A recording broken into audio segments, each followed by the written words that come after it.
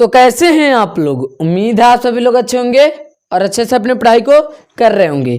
आज की इस वीडियो में हम लोग एक बेसिक महत्वपूर्ण टॉपिक पर बात करने वाले हैं जिसका नाम है कोशिका। कोशिका के बारे में, कोशिका के शब्द को तोड़ तोड़ करके अच्छी तरीके से आज की इस वीडियो में समझेंगे। तो चलिए बिना देर किए हुए इस वीडियो को शुरू करते हैं। हम अपना आपको 100% देना चाहेंगे। आप सभी लोग एकदम बढ़िया से पूरा ध्यान लगा करके सुनिएगा। हम लोग चलिए अब शुरू करते हैं। देखिए क्या है कोशिका। कोशिका को इंग्लिश में कहते हैं सेल। क्या कहते हैं? सेल कहते हैं। तब देखिए कोशिका का जो अध्ययन है वह कहलाता है साइटोलॉजी। क्या कहलाता है? साइटोलॉजी। ठीक। कोशिका के जनक रॉबर्ट हुक को कहा जाता है। क्या कहा जाता है?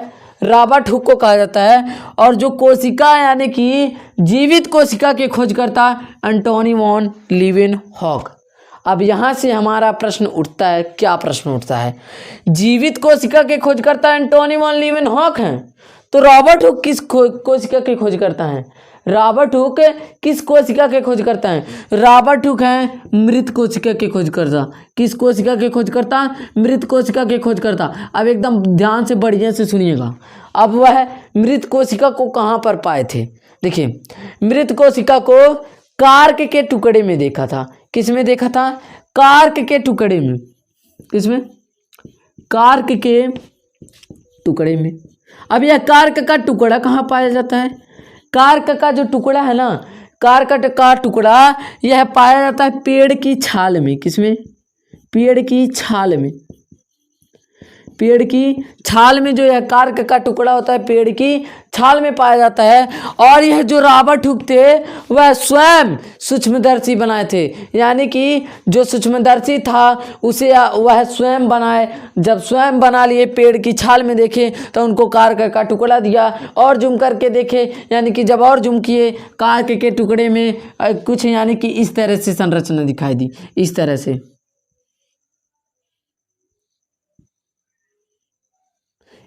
से संरचना दिखाई दी। किस तरह से संरचना दिखाई दी? इस तरह से संरचना दिखाई दी। तब इसी को उन्होंने नाम दे दिया मृत कोशिका। कोशिका नाम दिया इसी, यानी पहली बार इन्होंने ही खोज किया था, इसीलिए रॉबर्ट हुक को क्या कहा जाता है? कोशिका का जनक, कोशिका का जनक कहा जाता है, कोशिका के खोजकर्ता कहा जाता है सर्वप्रथम। लेकिन जीवित कोशिका के खोजकर्ता एंटोनी वॉन लीवेनहॉक है। तो यह इस तरह का चित्र दिखा। जब यह इस तरह का चित्र दिखा तो रॉबर्ट हुक ने क्या कहा? यानी कि अगर मान लीजिए हम किसी चीज़ पर रिसर्च कर रहे हैं तो हम मान लीजिए यह है, अगर इस तरह से कोई निकला, अगर हम इसको कहेंगे गोला, क्या कहेंगे? गोला। तो अन्य, अगर मान लीजिए अन्य वैज्ञानिक है, इसको कह दिए कुछ और नाम दे दिए गोला, फिर कुछ और नाम दे दिए, अलग अलग सब लोग नाम दे सकते हैं। तो उसी तरह इसको रॉबर्ट हुक ने क्या कहा? मधुमक्खी के छत्ते के समान है। लेकिन जो अन्य वैज्ञानिक थे, कुछ लोगों ने कहा कि जो हमारा ईंट होता है, मतलब ईंट के ऊपर ईंट, ईंट के ऊपर ईंट रख करके जो हमारा दीवार होता है उस समान दिख रहा है। यानी कि जितने वैज्ञानिक थे उनका राय इस पर अलग अलग था। ठीक। यानी कि हमको पता चल गया कि रॉबर्ट हुक मृत कोशिका के खोजकर्ता थे। मृत कोशिका के खोजकर्ता थे। फिर रॉबर्ट हुक यानी कि किस में से देखे थे मृत कोशिका को? कार्क के टुकड़े में। अब यह कार्क का टुकड़ा कहाँ पाया जाता है? पेड़ की छाल में पाया जाता है। ठीक। और जब मतलब अपने सूक्ष्मदर्शी द्वारा बनाए थे, किसके द्वारा? अपने सूक्ष्मदर्शी के द्वारा देखे, तब उनको किस तरह दिखाई दिया? इस तरह दिखाई दिया। ठीक है। अब देखिए इसका सिद्धांत, इनके 3 वैज्ञानिक हैं, इसका सिद्धांत स्लाइडेन एवं स्वान दिए थे। यानी कि जीवित कोशिका के खोजकर्ता एंटोनी वॉन लीवेनहॉक, मतलब कोशिका के जनक यानी कि मृत कोशिका के खोजकर्ता रॉबर्ट हुक। फिर कोशिका का सिद्धांत कौन दिए थे? स्लाइडेन एवं स्वान ने दिया था। अब देखिए पूरी दुनिया में सबसे छोटी कोशिका होती है माइकोप्लाज्म। क्या होती है? सबसे छोटी कोशिका माइकोप्लाज्म होती है। और पूरी दुनिया में सबसे बड़ी कोशिका शुतुरमुर्ग का अंडा होता है। क्या होता है? पूरी विश्व में, पूरे दुनिया में सबसे छोटी कोशिका माइकोप्लाज्म और सबसे बड़ा कोशिका शुतुरमुर्ग का अंडा होता है। फिर देखिए अब हम लोगों में, यानी कि हम लोगों में सबसे छोटी कोशिका क्या होती है?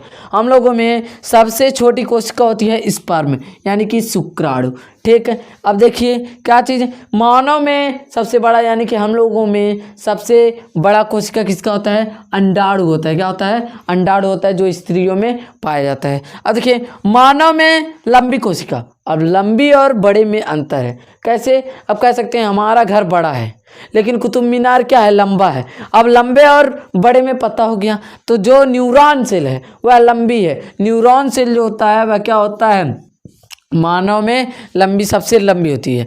अब देखिए, अब इसी यानी कि अब तेज विभाजन जब होता है इन्हीं का, यानी इन्हीं कोशिका का तेज विभाजन कहाँ होता है? लीवर में होता है। हम आपको बताए हैं 10th में, अगर आप सभी लोग हमसे जुड़े होंगे तो आप सभी को पता होगा, हम बताए हैं कि लीवर जो, हमको पता है कि जो लीवर होता है, हम आप सभी को बताए हैं अगर आप सभी लोग हमसे 10th में जुड़े हुए हैं कि लीवर जो होता है इसमें पुनर्निर्माण होने की अपार क्षमता होती है। पुनर्निर्माण का मतलब यानी कि अगर मान लीजिए यह लीवर है, इसको हम यहाँ से कट कर दे रहे हैं, 1 महीने 2 महीने 3 महीने 4 महीने बाद यह पुनः अपना पूरा निर्माण कर लेगा। क्या कर लेगा? पुनः अपने पूरा निर्माण कर लेगा। अब देखिए, अब इस क्लास को यहीं पर एंड करते हैं। अब थोड़ा सा भी यह वीडियो समझ में आया हो, वीडियो को एक लाइक एंड चैनल को सब्सक्राइब करें। अगर आप सभी को PDF यानी कि अगर आप सभी को इन सभी का PDF एकदम डिटेल में चाहिए, 73 17 79 29 11। आज की इस वीडियो में हम लोग चले हैं कोशिका की ओर। कल की वीडियो में हम लोग चलेंगे टिश्यू में, यानी कि ऊतक में। अगर आप सभी को वीडियो अच्छा लगा हो, वीडियो को एक लाइक एंड चैनल को सब्सक्राइब करें। अब हम मिलेंगे अगली वीडियो में किसी और टॉपिक के साथ। जय हिंद।